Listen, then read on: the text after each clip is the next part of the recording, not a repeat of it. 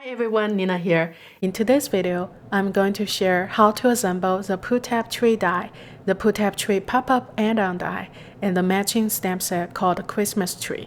They're each available individually, but you can also get the stamp set and the base tree die in our Christmas Tree combo, or get all three of them as the Pull Tab Tree bundle at waffleflower.com. The dies come connected with the little tabs, so the first thing you'll need to do is to separate them with a wire cutter. Safety glass is a good idea because these little tabs tend to fly everywhere. I usually close my hand to contain them while making the cut.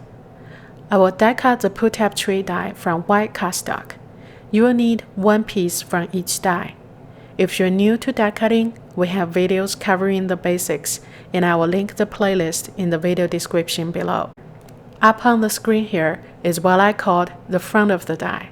As you can see, the edges are nicely beveled to the back, and the score lines are debossed. On this base tree die cut, we'll fold in all score lines to the back. After the fold, your tree piece should look like this.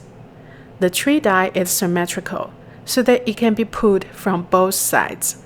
All you need to do is to flip your pull tab. I'm sure this will be appreciated if your recipient is left-handed. But this also allows us to mount the tree to the inside of your card. It pops up as you open the card. I will show you how later in this video. For my first tree, I'm going to make a pull on the right. This means that my pull tab will be adhered to the left side, so I'm trimming off the little tab on the right here. The little hexagon shape is what we need to connect the tree to the pull tab. It may be hard to see in the video, but there are score lines at each end of the opening slot here, and this is the only place that you will fold to the front. You will then fold the little tab connected to this hexagon to the back. To make it easier for you to see, I've added double-sided tape to where it needs adhesive. I actually like liquid glue for this, and I'll show you later in this video. I will go ahead and adhere the star to the top of the tree. Color it yellow. Color the little circle red and adhere it to the back of the pull tab to highlight the arrow. We will then adhere the hexagon to the left of our tree. The next part might be tricky for the first time. I'll go through it slowly here. See how the hexagon piece folds so that the tree can be mailed flat? I found it easier to look from the front of the tree and imagine how the tab will be pulled. I will pause here for a few more seconds so you can see it clearly. Now let's fold the hexagon again, remove the backing of the tape, and press on the back of the tree. And this is how your pull tab should look like. Thread it through the opening on the other side, and then fold the other half of the tree in.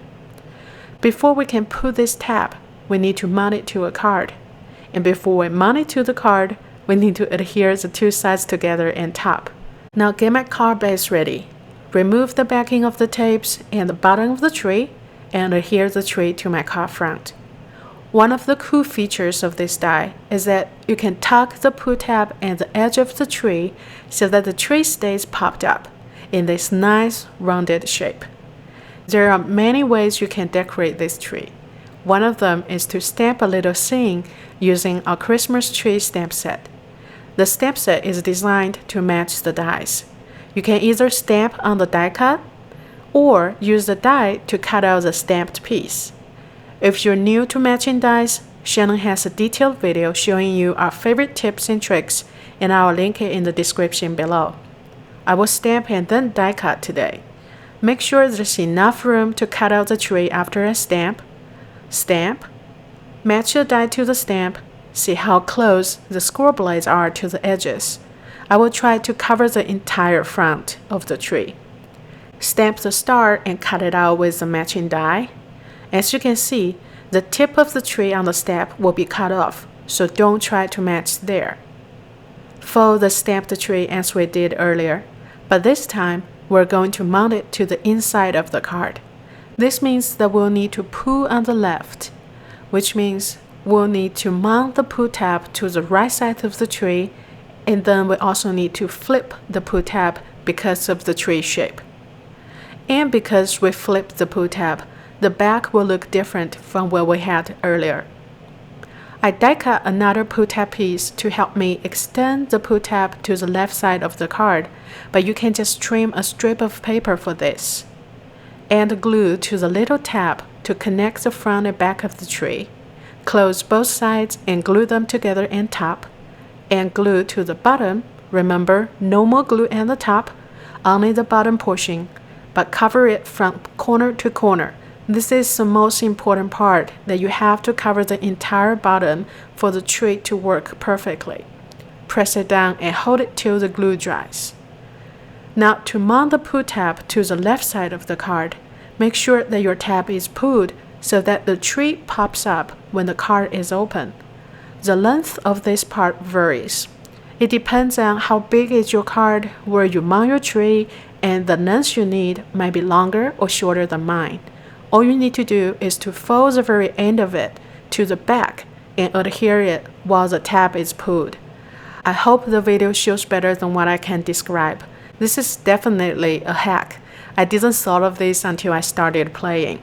I left the extra pull tab as it is because I wanted to know what I used. If I'm sending this to someone, I'll definitely trim off the extras. Now, move on to the pop-up add-on die. I will make this tree from some green cardstock. I make this as an add-on die because it offers another level of dimension. It adds to the wow factor. Next, the triangle-based die, the one with little half circles, in the base tree die. Align it to the top, leaving just a hairline of space in the edges as shown on the screen here. I'm also cutting a piece of the hexagon connector and the little circle from pull tab tree die, which is the base tree die. As shown on the screen, there are 4 tiers and 3 columns of the branches. We will need 1 piece of each die in the center column, 1 piece of the first shape in the first and third columns, and 2 pieces of the bigger shape on the left and the right. The 2 shapes that don't have a die on top were cut by the die immediately above. Now assemble the tree as we did earlier, but before we close the tree, we will tuck the branches into the little half circles. We'll go from bottom up.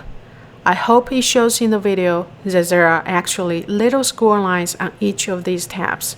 You will fold them to the back to help you tuck them into the half circles and then open them back up to stop the pieces from falling out.